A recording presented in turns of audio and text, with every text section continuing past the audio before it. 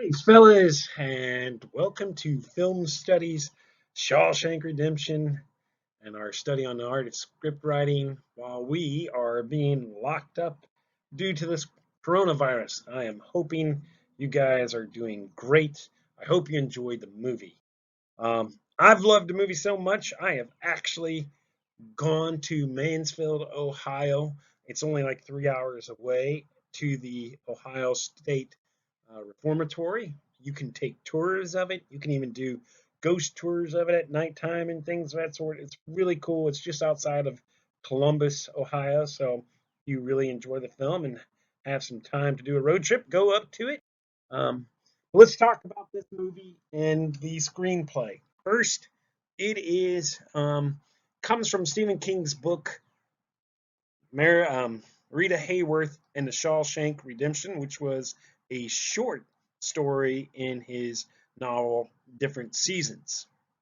Um, so, therefore, when you're looking at screenwriting, there are two types. There is original screenplay, such as something like Star Wars, where it was written specifically for film, or adapted screenplay, which is what this is. It was based off something else.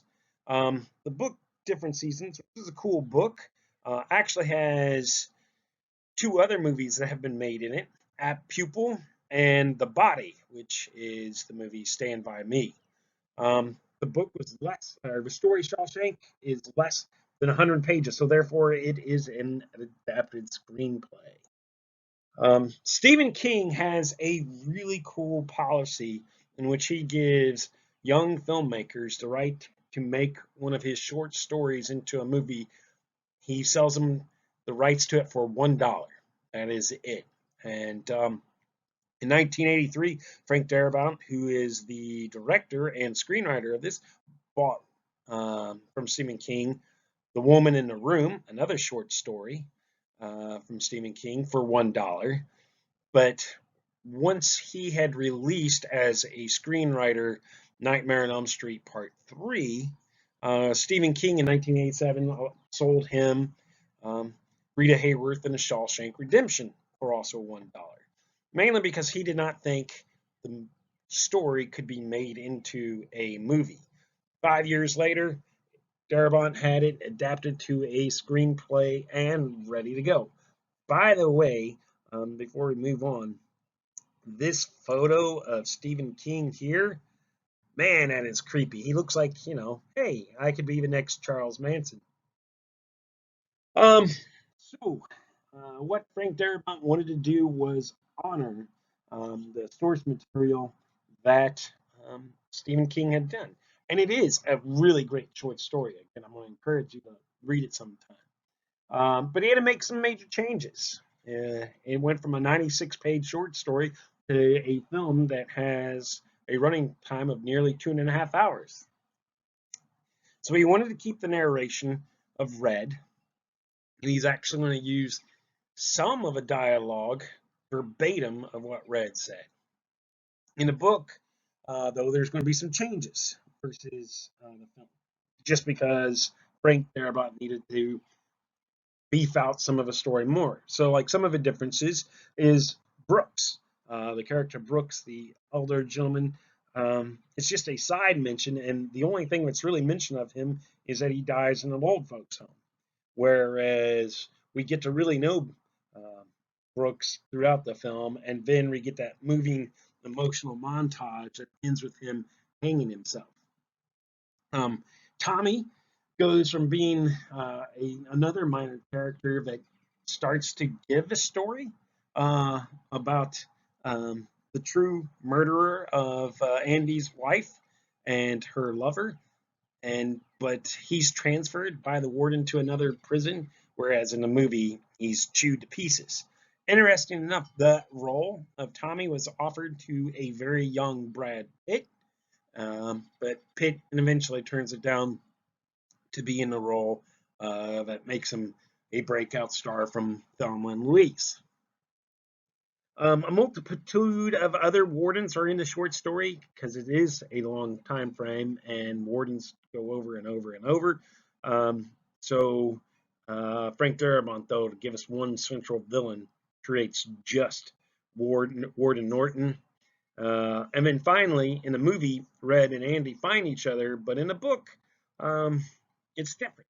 Uh, we're questioned. Are they going to actually find each other? Does Red find Andy?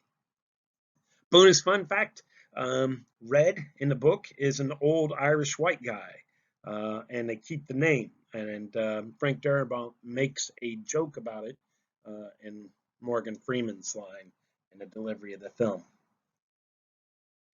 There's me at the stadium. Hey guys, I really do miss you guys. I hate that we're not in class together.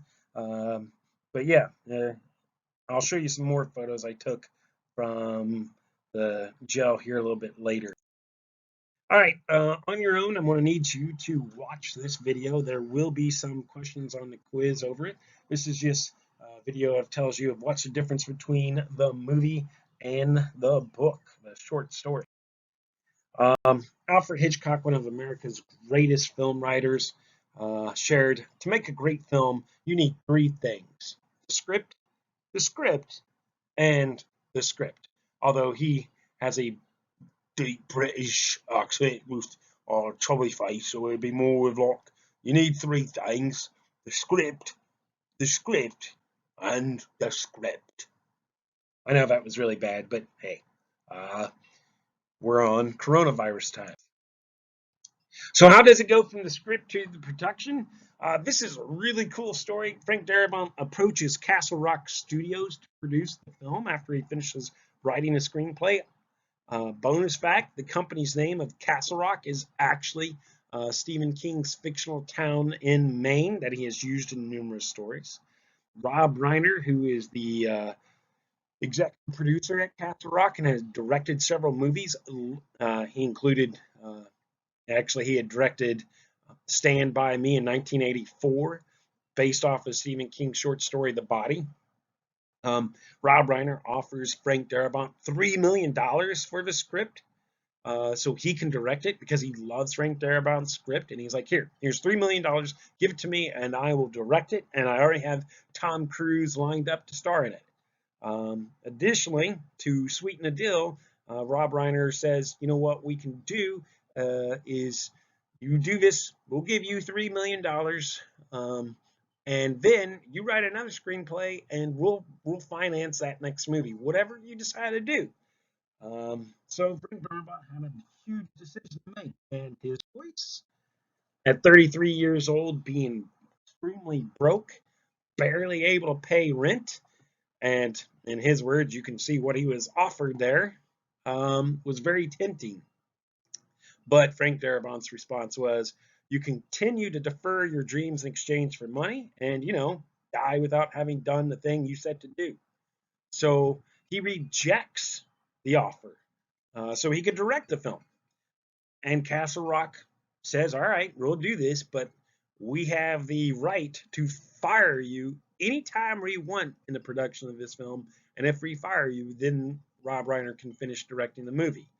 Needless to say, Darabont was really nervous and apprehensive about signing it away because, Hollywood is a business that screws people over all the time. But Castle Rock stood by their guy there, and they gave Darabont complete control over the film. Rounding out the film, Tom Cruise, again, who was initially cast as Andy Dufresne, turns it down because he does not know anything about Frank Darabont, and so he's not for sure about doing it.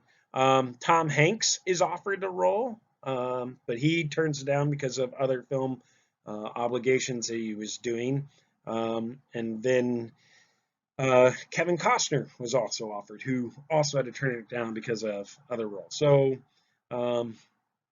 it gets us eventually to the cast that we're at. The film was shot entirely at the Ohio State Reformatory in Mansfield, Ohio. It was a prison that had closed in 1990 due to its falling down conditions. And this movie's starting to be filmed in 1993. It was scheduled to be demolished in 1993, but after the film was wrapped up, the main building was stayed, and then people started seeing how good the movie was made, and so although some of the prison had already been demolished at that point, The rest of it was kept up, and that's what you can go visit. Um, and some bonus facts for you: the cast really tarred that roof of the building that day. That was literally them doing that job, and they were truly enjoying the suds at the end of the day. Boom! Another bonus fact: there have been 6 other movies filmed there at this point so far, besides Shawshank. They are Escape Plan 3 with Sylvester Stallone, Air Force One with Harrison Ford, great movie, by the way. Tango and Cash, also with Sylvester Stallone. Harry and Walter Go to New York with James Caan. The Wind is Watching, and Fallen Angels. I don't know anything about those 2 films. Also, Ghost Hunters, the television show, has filmed there. Scariest Places on Earth has filmed there, and several other ghost shows. And there have been numerous music videos that have been filmed up there, including Go DJ by Lil Wayne. And so there you have a young Tom Hanks, Tom Cruise, and Brad Pitt all at the time that this film was filmed, what they would have looked like as the cast. Um, Shawshank is a slow growing film. Audience polling thought the title was not number one. Maybe it was one reason why when it came out, it didn't take off, actually. Matter of fact, at its LA premiere, when the producers arrived at the 900-seat theater, it was so empty and so disheartening that the producers walked out into the streets and gave people a deal saying, hey, here, buy this ticket, come into our premiere of our movie. If you don't like it, we will completely refund your money. The film does not even make even $1 million on its opening weekend, and it just barely grossed $16 million in its initial response on a $25 million budget. So, things were concerning. It was considered a box office flop, but the critics absolutely loved it. And it ended up being nominated for 7 Academy Awards, including Best Picture, Best Director, Best Actor, Best Screenplay. Oddly enough, Tim Robbins was not nominated for his acting job as Andy, and most people thought he deserved to be nominated as well. But out of all the 7 nominations it got, it lost all 7, as Forrest Gump won 6 of those categories that it was nominated in. I can't recall what the other one was. But because it was such a highly nominated film, and it already left the box office, not like what we have today where movies go back in the box office when they're nominated and build up more box office money, it was just released on video, and Shawshank Redemption became a top-rated movie title of 1995. Um, the winning actor of that year was Tom Hanks for his role as Forrest Gump in Forrest Gump. There you go. Morgan Freeman has talked about this movie as not being a weed, but rather an oak. And Ted Turner, who owned the TNT network, and it was just a beginning new cable channel, will buy Castle Rock so he can boost his network ratings. Shawshank was first shown on TNT in June of 1997, and it will be the highest rated movie on basic cable. Because it was so successful, it starts getting this pattern of repeated viewing, and then more and more people saw it. And now, The Shawshank Redemption, according to IMDb viewers, is the #1 film of all time. It's ahead of The Godfather, Godfather Part 2, The Dark Knight, and also another film from the same year as Shawshank, Pulp Fiction. Morgan Freeman had a great illustration of how to describe the movie and its popularity. It wasn't a weed growing, it was a kind of an oak tree or something, slow growth. So, in other words, it didn't just launch up real quick, it took its time getting there. So, why do people love this movie so much, including myself? Well, the film's a relationship movie for men. It's about 2 best friends that build their love for each other over time. And as Tim Robbins explains, who played the role of Andy, that no matter what your prison is, whether it is a job that you hate, a bad relationship that you're slogging through, whether your warden is a terrible boss or a wife or a husband, it holds out the possibility that freedom is inside of you, and that at some point in life there is a warm spot on a beach and that we can all get there. But sometimes it takes a while. So Here's some more shots from Shawshank. That's the exterior shot of what you would like to go to. The ticket office to get in there is right over here. That big part didn't work, but right over there. There we go. Like you go in a door right there where that arrow's pointing. That's how you get tickets and souvenirs. And here's what the prison looks like from the inside. Andy Dufresne's building that he was in is actually demolished, but this is one of the buildings that were very similar that's still up. Is the prison, and again, you can go sit in these jail cells and things of that sort. Um, Mansfield, Ohio, where the prison is located, is a cool little place. So you can take a little tour because that's where they filmed the entire film. So, like this building here in the center, um, this one right here, that's the hotel where Brooks, the exterior shot where Brooks killed himself by hanging. Um, there's some interior shots of other places. Brooks Park Bench is still there, where Brooks feeds the pigeons. You can sit at that park bench. Um, in the actual prison itself is the set for Brooks's room where he stays at. It's not actually in that warehouse that was the exterior shot for the hotel. It's actually they built the hotel room in the prison. And here's a close up of it's still there, where Brooks etched his name in. So was Red. That's actually done from the actual movie.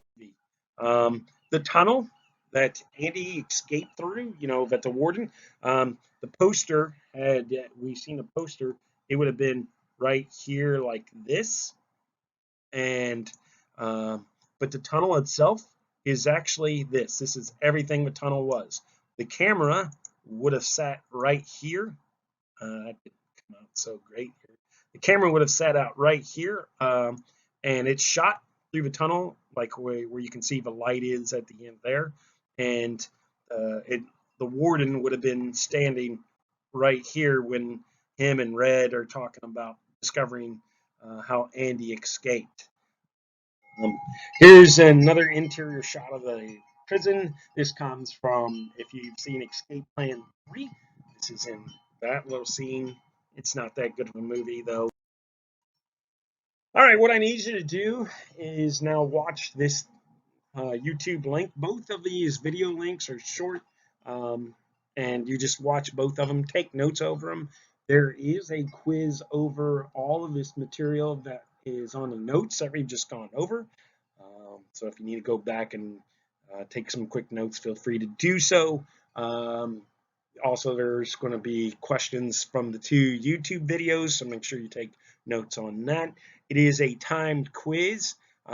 This video is sort of a cool video because it's a theological examination and saying that Shawshank Redemption, which is done by all non-believers as the greatest Christian movie ever made. And it's an interesting argument. And one of your questions on the quiz actually will be an opinion-based question. So you can't get it right or wrong. I know there's some other teachers here, if some of you may have experienced, that give you wrong answers if you answer an opinion-based question, not in their opinion. That's not how I will do it. But yeah, so I hope you enjoyed Shawshank Redemption. I miss you guys very much, and I look forward to our time again back in the classroom. We got so many more things to talk about, and I hope you're staying safe, and I hope you're enjoying things and getting all your work done as best as you can. And I really do look forward to watching films with you again. All right, with that, we'll talk soon, guys, and see you soon. Bye.